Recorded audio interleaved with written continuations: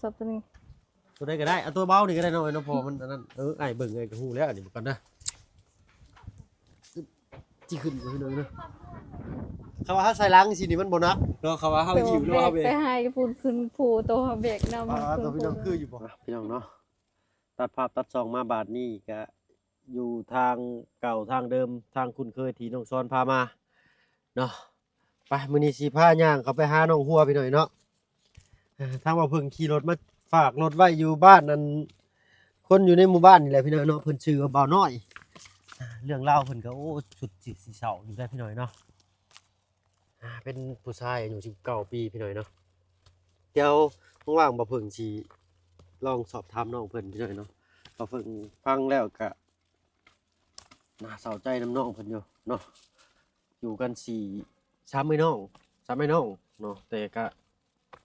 ผู้เอื้อยอันคนที่4นั่นก็ไปมีครอบมีครัวอยู่บ้านดงใหญ่เพิ่นว่าเนาะพ่อแม่เสียว่าซั่นซะพากันอยู่เฮือนอยู่ซ่านตามประชาวัยรุ่นเนาะซอยกันเฮ็ดซอยกันหาก็ถือว่าเพิ่นเก่งเนี่ยพี่น้อยเนาะเอ้าเขาเรื่องเขาเล่าพี่น้อยเนาะเรื่องนั้นเดี๋ยวเอาไว้ค่อยเป็นคลิปหน้าก็แล้วกันเนาะมื้อนี้ทางว่าเพิ่งสิเข้ามาหาน้องหัวเพิ่นเนาะเพราะว่าเมื่อวานนี่ก็บ่ได้เข้าเนาะอยู่ทางบ้านสะแล้วพุ่นแหละพี่น้อยเนาะเบิดมือเลยก็ติดกับเขตน้องห้างกับบ่าวอาเจียงว่าซั่นซะเนาะมื้อนี้ก็เลยได้ย่างเข้ามาให้น้องช้อนเพิ่นพักผ่อนแหน่จักมื้อพี่น้อยเนาะ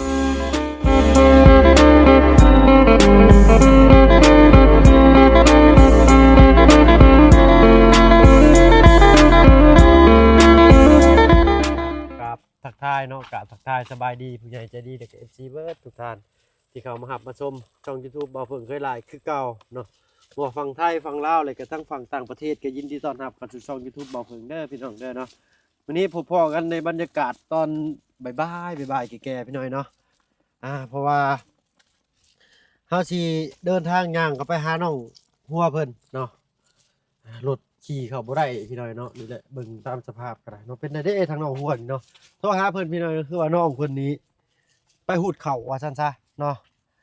ไปหูดเข่าใส่ไปพุ่นน่ะมาเลยทางน่ะโอ้ยไปก่อนพี่น้อยเนาะทางลุงเพิ่นกับบ่าวบุญสารวัตรเพิ่นมาแล้วเนาะเพิ่นขี่รถมารถใหม่ของอันทางอัน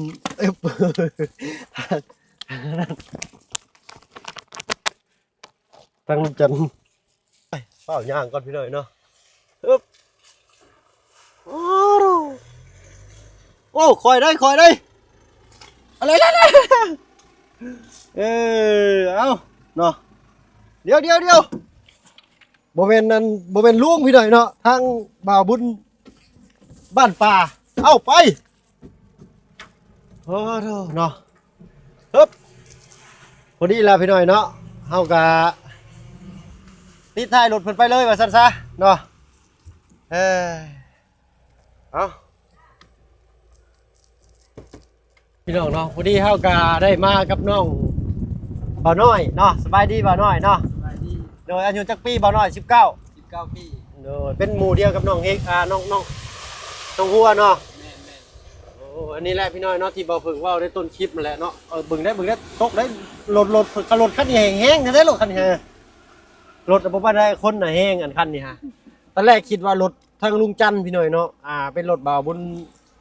บ้านป่าเนาะมื้อนั้นเพิ่นก็ผู้เอารถลงมันคุ้งเผาเลยดีแต่ว่าเป็นโฟวินโอ้บ่ได้ตื่นได้พี่น้อยเนาะทุวันน่ะสิเอารถจักรเข้ามานี่ก็พอดีแล้วได้นอนนวดขี้ต้มอยู่นี่ไปพี่น้อยเนาะเอาไปเยี่ยมยามเบิ่งน้องหัวเพิ่นคือว่ามาแต่พูดเข้าอยู่ให้เนาะถ้าบ่เพิ่งได้เข้ามาแต่เช้านี่ก็สิพาพี่พาน้องป้าลุง FC เนาะที่ชื่นชอบและมักในตัวของน้องเพิ่นเนาะในอันบ่มักกะจะว่าบ่เพิ่งเด้อพี่น้องเด้อเนาะ ขอโทษขออภัยน้ำลายๆเนาะไปโคตรบ่บาดโคตรแล้วพี่น้องเอ้ยเนาะเมื่อวานนี่บ่ได้เข้ามามื้อก่อนให้น้องช้อนพาเข้ามาปึ๊บป้าโตคือสิพากันตื่นจากไข่เลยแหละพี่น้อยเนาะปั๊บ โตเนาะมีแต่อันหมู่คู่เพิ่นเข้ามาโตตอนแรกสบายดีทางลุงเฮิมตอนแรกค่อยคิดว่าเป็นรถอัน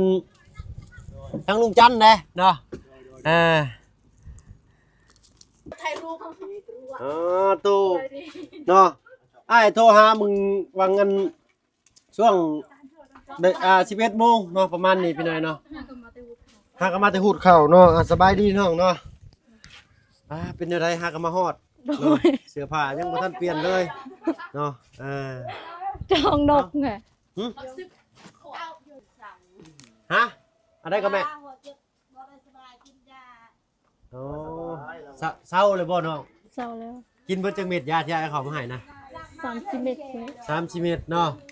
มื้อเช้านี่ไปจักโมงเนาะ ไปแต่6 โมง แต่6 โมงเช้าเลย โดย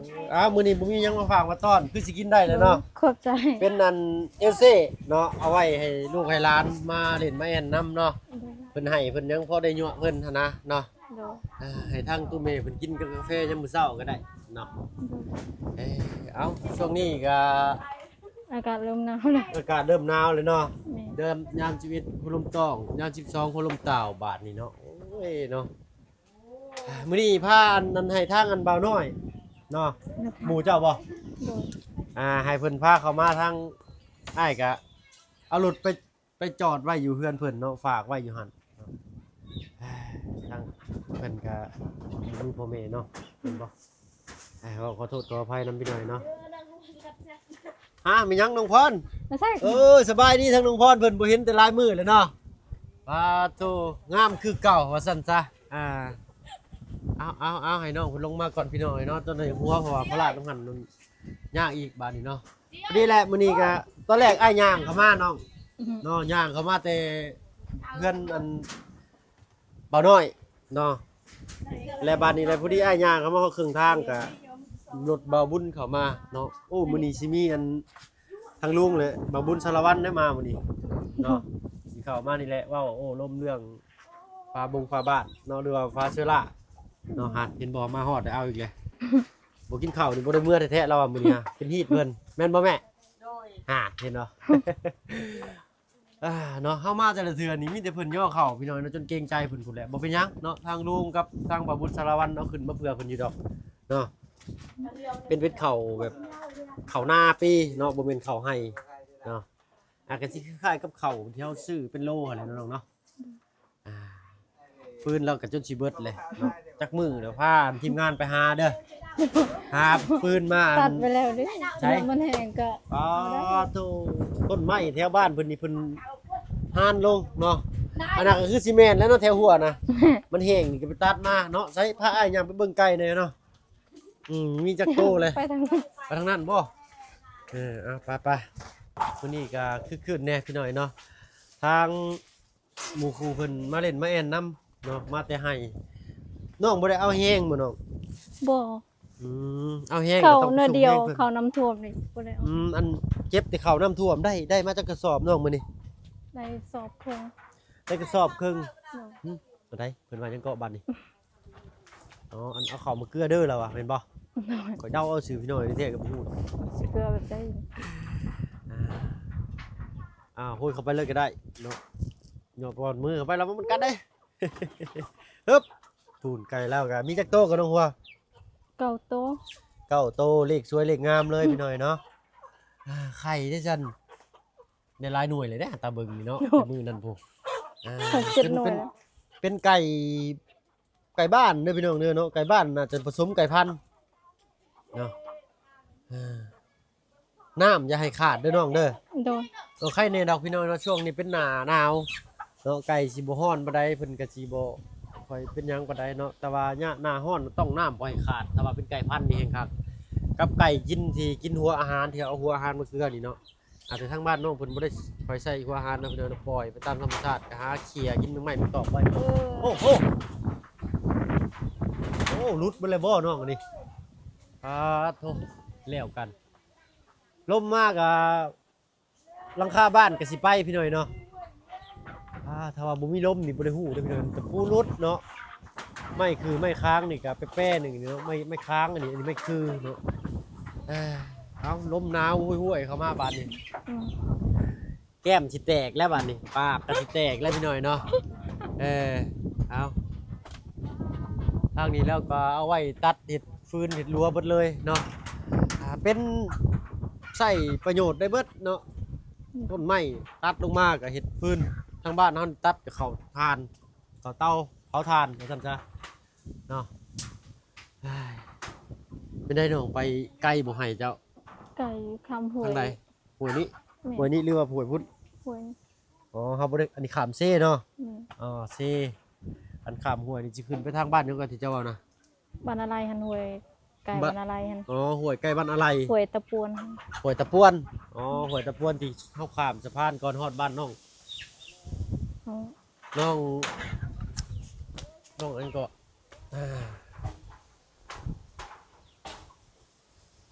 ต้องใช้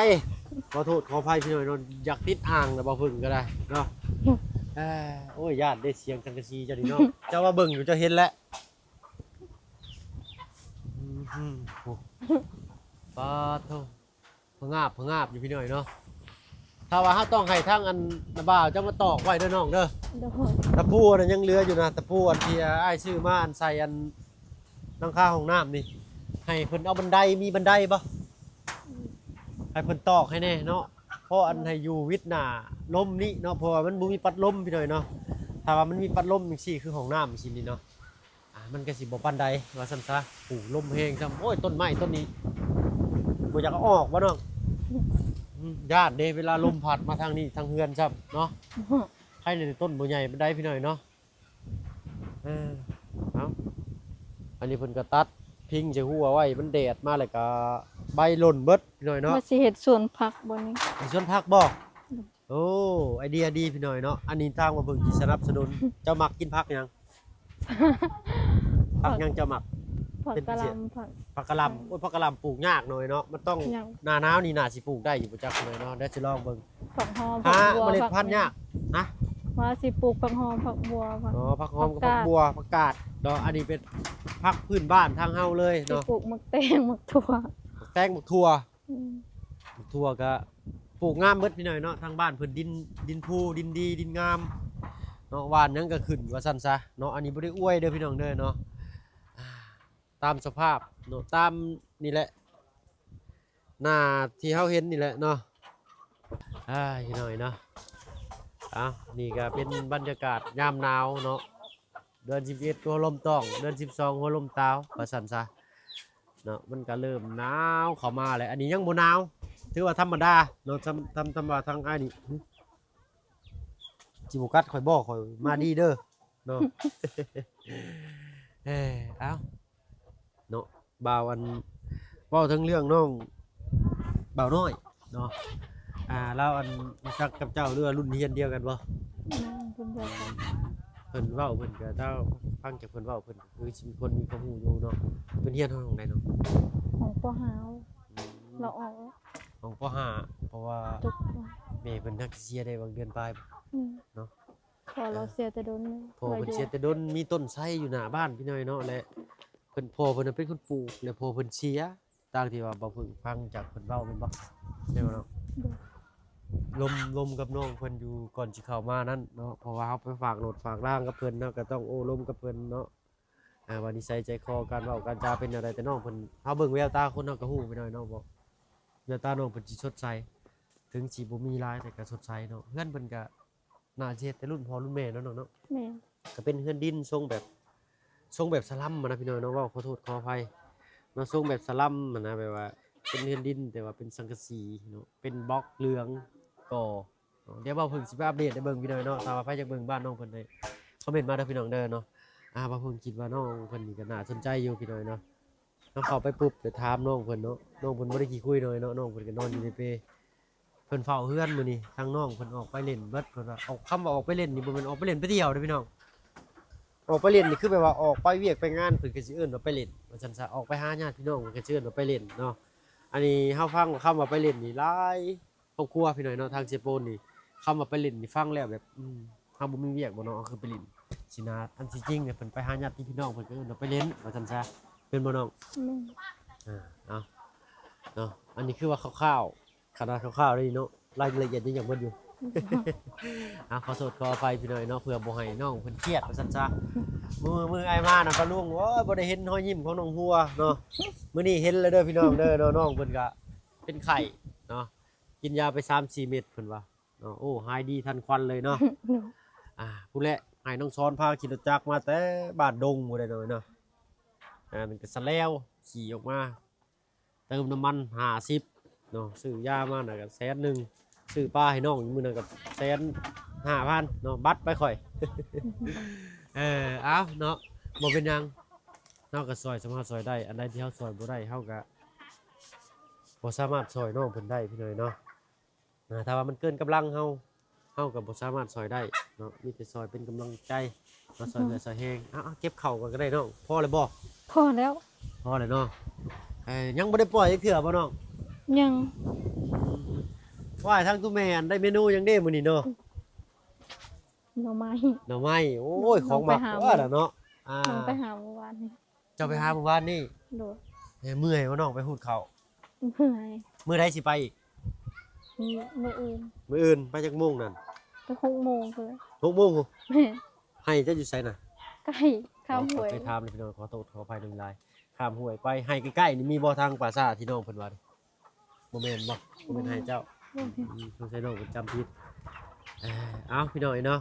เป็นได้น้ำในห้องน้ำตักเต็มเรียบร้อย ตักแล้ว เนาะใครอยู่พี่น้อยเนาะมื้อนี้บ่ได้เมื่อยสั่น คือสิบ่ได้ไปดอกคันว่าบ่เมื่อยก็ได้พี่น้อยเนาะเมื่อยหรือบ่เมื่อยก็บ่ได้ไปเพราะว่าน้องเพิ่นทักกันมาแต่ฮูดเข่าสิใช้เข่าได้มาหลายสำาได้น้องพาไปเบิ่งแหน่เนาะไปเลยสำนี้ ใช่น้องปาดอันนี้บ่เพิ่งยังบ่เคยแบกจักเทื่อฮะ2อันพุ่นบ่ นี่มันแม่แบกตัวนี้มันน้อง นี่เป็นเจ้า โดย เลือกดีเนาะใช้ข่อยร้องอยู่ข่อยจักร้องแต่หึงเลยเนาะเฮ็ดได้น้องอันเฮ็ดแบบอย่างให้อ้ายเบิ่งอยู่อ่ะ กระสอบตัวนี้แล้วกระสอบตัวนี้ ตัวใดก็ได้เอาตัวเบานี่ก็ได้น้องไอ้น้องพอมันอันนั้นอ้ายเบิ่งไอ้ก็ฮู้แล้วอันนี้ก่อนนะที่ขึ้นอยู่หน่อยนะอ๋อเนาะไปบ่น้องโอ้มันก็บ่ได้นักปานใดเนาะประมาณนั้นเขาว่าเฮาใส่ลังสินี่มันบ่นักเนาะเขาว่าเฮาหิวหรือว่าเฮาเบร ไป ก หายพูนขึ้นผูตัวเบรกนำ ตัวพี่น้องคืออยู่บ่ใช่เนาะเบิ่งกล้องอยู่น้องได้อยู่เนาะเนาะ ได้ มัน อยู่ ก็คำว่าเฮาพายเป็นเป้นี่ก็ธรรมดาเนาะอันน่ะไผอันนั้นน่ะบ่าวบ่ อาย อ้ายน้องหัวเพิ่นหัวควันพี่หน่อยเนาะเป็นได้อ้ายคืออยู่บ่คือเนาะพูดเนาะ ปรับหมือซิบ ปรับหมด10เลยเนาะคืออยู่พี่หน่อยเนาะก็ประมาณถ้าเนาะเป้ใส่บาเฮานี่เนาะมันก็สิประมาณบ่ฮอด20โลพี่หน่อยเนาะประมาณ10ปลายโลเนาะเบิ่งเวลาว่างนี่พี่หน่อยเด้อบัดนี้อึ๊บมีสิทธิ์ง่ายเด้เนาะถ้าตั้งผิดพลาดนี่ง่ายตึ้งเลยพี่หน่อยเนาะอันนี้เป็นทางตัวแม่เพิ่นเบิ่งหาย่อตรงย่อประมาณ10ปลายโลหน่อยๆเนาะ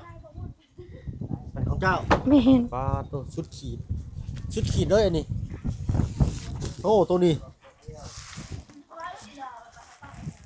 ประมาณชาวโลได้อยู่เก่งเนาะเจ้าเนาะเอ้าพี่น้องไอ้เนาะกะประมาณนี้เนาะพี่ว่า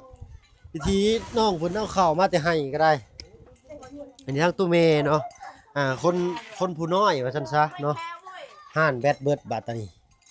เนาะอันนั้นเป็นคนผู้น้อยเนาะเป็นผู้ใหญ่ก็น้องหัวเพิ่นสิโตใหญ่กว่าว่าจังซั่นนะพี่น้อยเนาะเอาเนาะก็คร่าวๆประมาณนี้นี่อันนี้คือว่าได้เวลาค่อยค่ำแรงลงแล้วถ้าว่าได้ยินเสียงกันกระโลงกระเลงหรือว่าบ้านเฮาเอิ้นมากระโลงงัวบ้านเจ้าเอิ้นหยังเนาะอันดังในคลองงัวนะอันดังๆในคลองงัวน่ะเพิ่นเอิ้นหยังบ้านเจ้า รัก ฮะ รัก ตรัง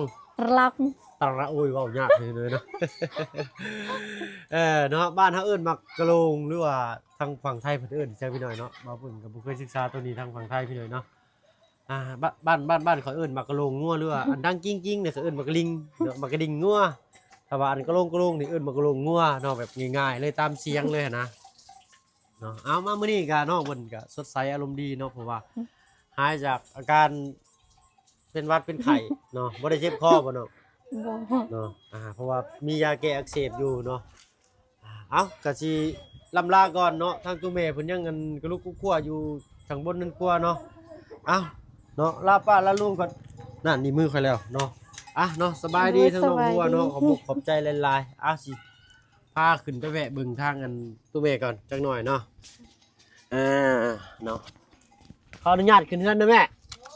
อึ๊บตึ๊บปาโธนี่แหละนี่ฮัลโหลคุณแมวใช่โอ้ยหมักเดือยมาเป็นกระต่ายนี่เนาะนึ่งเข้าอ๋อน้องหัวเพิ่นเก็บมาบ่แม่บ้านช่องเงินชานเพิ่นสะอาดสะอ้างเด้อเนาะเอาเข้าเพิ่นก็246กระสอบเนาะขออนุญาตมันเบิดอยู่มาบัดได้ก็ย่อบัดนั้นเนาะขอโทษขออภัยนำหลายๆป้าลุง FC หลายทานเนาะหรือว่า FC ก็บอกว่าโอ้ยเที่ยวไปกินแต่ข้าวน้องเพิ่นว่าซั่นซะเนาะอันนี้ก็คือจุดประสงค์ของทางตู้เบเพิ่นพี่น้องนะว่าง่ายคือแบบเป็นฮีตบ่แม่หรืออะไรเป็นฮีตเนาะมาบ้านช่องเงินซ่านนี่เพิ่นย่อเข้าเลยเฮาบ่กินนี่พิธีพี่น้องเนาะจังน้อยนี่คันยากบ่ยากก็คำหนึงก็ยังดีนะแม่คำหนึงบ่เป็นฮีตเนาะคือกับบางพื้นที่เด้อพี่น้องเด้อเนาะแปลว่าเพิ่นยินเหล้าไว้แล้วเฮาบ่กินนี่สิมีวิธีของเพิ่นอยู่เนาะเป็นว่างแบบว่าบางภูมิภาคนะว่าง่ายๆซะเนาะขอบคุณขอบใจทั้งตู้แม่หลายป๊าดตู้หลังคาเฮือนเพิ่นเบิ่งขออนุญาตไปเบิ่งก่อนขออนุญาตได้ไหมเด้อถอดรองเท้าก่อนตุ๊บปั๊บนี่เนาะดังตึมอยู่หั่นน่ะต้องให้ทั้งอันนาบ่าวน้องหัวเด้อแม่เพราะว่าตะปูแว่ที่อันลูกชื่อมาอันที่มีหมวกยางนั่นยังเหลืออยู่เนาะให้เพิ่นมาอาสาให้เพิ่นมาตอกให้นี่พอดีเลยพี่น้อยเนาะมื้ออื่นก็ให้เพิ่นเริ่มเลยก็แล้วกันเพราะว่าทางบ่าวบุญกับลุงจันทร์เพิ่นกำลังเคลื่อนพ้นขึ้นมาเนาะตอนนี้กำลังอัปเดตบ้านซองเงินซ่านน้องบุญทวีอยู่เนาะอันนี้เพิ่นปลูกบ่แม่มักอันนี้นี่อ๋อปลูกบักเดือยเนาะหรือว่าฝั่งไทยเพิ่นเอิ้นลูกเดือยเพิ่นสิเอาไปต้มแล้วก็ใส่กับน้ำเต้าหู้เนาะลำลาก่อนพี่น้อยเนาะคลิปนี้เนาะสบายดีเด้อตัวแม่เด้อเนาะโอ้ยเนาะคุณแม่ผู้น่ารักว่าซั่นซะมาบัดได้นี่เนาะแต่เขานี่ลูกเอาขนมมาฝากเด้อบัดนี้เด้อเอาไว้กินยามมื้อเช้าเนาะพ่อบ่ได้ปั้นข้าวก็พอได้อันย่างน้ำทางก็แกะไปนำเนาะ เอาไว้โยลูกโยหลานเวลาเพิ่นมาหาพี่น้อยเนาะเพิ่นให้เพิ่นหยังหั่นน่ะเนาะสำหรับคลิปนี้เนาะทางบ่เพิ่งก็สิขอตัวลำลาแล้วพี่น้อยเนาะพบพอกันคลิปหน้าเด้อพี่น้องเด้อเนาะอยู่ดีมีแฮงเบิดสุขสุคนเนาะร่ำรวยเฮงๆปังๆตลอดปีตลอดไปเนาะสบายดีจ้าไปพู้นแหละให้ทางลุงเหิมกับบ่าวบุญบัดป่าเพิ่นเข้ามาเนาะอัปเดตตื่มอีกพี่น้อยเนาะเพื่อเพิ่นมีข่าวดีมาแจ้งว่าซั่นซะเนาะสำหรับคลิปนี้ลาแล้วพี่น้อยเนาะอยู่ดีมีแฮงเบิดสุขสุคนเนาะสบายดีจ้า